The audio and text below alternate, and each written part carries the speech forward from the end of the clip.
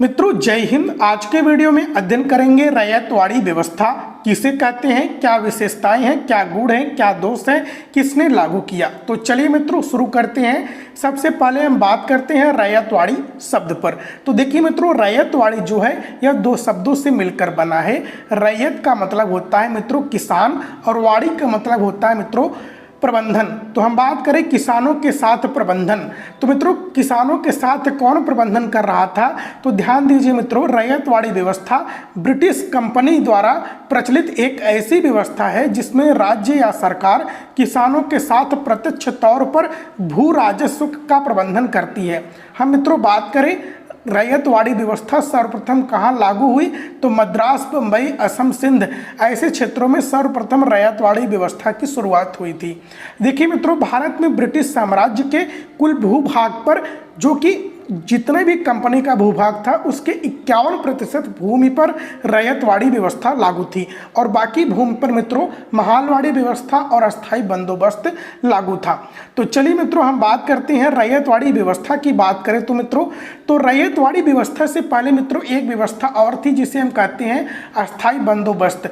अस्थाई बंदोबस्त में मित्रों यह विशेषताएं थी कि अस्थाई बंदोबस्त जो होता था वह किसान और कंपनी के बीच एक जमींदार होता था जो कि बिचौलियों को काम करता था और वह जितना लगान वसूलता था उसका 1/11% अपने पास रखता था। लेकिन मित्रों बात यह थी कि जो कंपनी थी जमींदारों से जो लगान वह वसूलता था उसको कुछ परेशानी उत्पन्न हुई। तो कंपनी ने क्या किया कि कंपनी ने कुछ ऐसे स्थान निर्धारित किए जहां से कंपनी और किसानों के बीच डायरेक्ट कनेक्शन हुआ, यानी कि डायरेक्ट जो कंपनी थी डायरेक्ट किसानों से क्या लेना स्टार्ट की, कर लेना स्टार्ट की, जिसे हम कहते हैं कि रैयतवाड़ी व्यवस्था।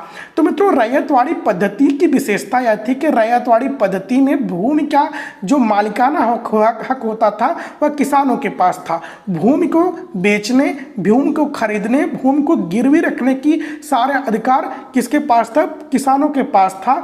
और मित्रों यह भू राजस्व जो होता था लगभग 1/3 के आसपास था, लेकिन मित्रों जो कंपनी थी वह इससे ज़्यादा वसूल करती थी। तो मित्रों यह अंतर था रैयतवाड़ी व्यवस्था और अस्थाई बंदोबस्त में। अस्थाई बंदोबस्त में जमींदार जो होता था वह बिचौलियों का कार्य करता था, लेकिन जो रैयतवाड़ी व्यवस्था थी इसमें जमींदार वर्ग नहीं था, डायरेक्ट कंपनी किसानों से अपना कर वसूल करती थी। अब मित्रों हम बात कर लेते हैं कि रैयतवाड़ी जो व्यवस्था थी, रैयतवाड़ी व्यवस्था मित्रों यह व्यवस्था 1792 ईस्वी में मद्रास प्रेसिडेंसी के 12 महल जिले में सर्वप्रथम लागू की गई। हम मित्रों बात करें जो थॉमस मुनरो हैं, थॉमस मुनरो कौन था, एक गवर्नर था जो कि 1819 से 1826 के बीच मद्रास का गवर्नर था। देखिए मित्रों रैयतवाड़ी व्यवस्था के प्रारंभिक प्रयोग के बाद मुनरो ने क्या किया कि 1820 ईस्वी में संपूर्ण मद्रास में रैयतवाड़ी व्यवस्था लागू की थी।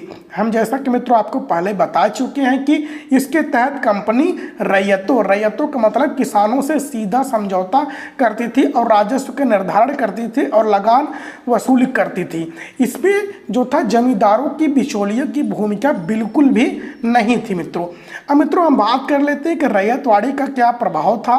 तो भू राजस्व का निर्धारण भूमि के उत्पादन पर न करके भूमि पर किया गया, जो कि किसानों के हित के लिए सही नहीं था। मित्रों हम बात करें मित्रों दूसरा पॉइंट की, तो इस पद्धति में भू राजस्व का दर इतना ज़्यादा था कि किसान के पास अधिशेष यानी कि उसके पास खाने के लिए उतना ज़्यादा नहीं बचता था।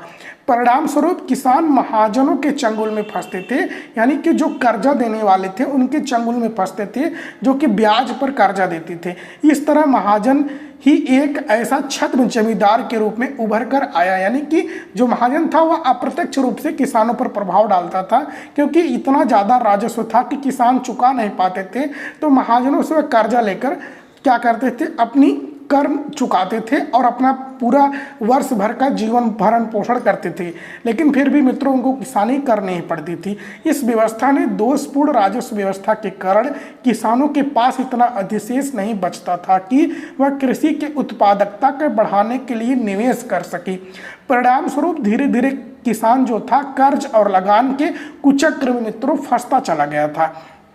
यद्यपि इस व्यवस्था में फसलों के वाणिज्यीकरण को प्रोत्साहन हुआ, लेकिन इसका भी लाभ किसानों को प्राप्त नहीं हुआ। यह लाभ मित्रों सरकार और सौदागर महाजन को मिला था। यानी कि अप्रत्यक्ष रूप से जो महाजन था वह किसानों के ऊपर वर्चस्व रखता था।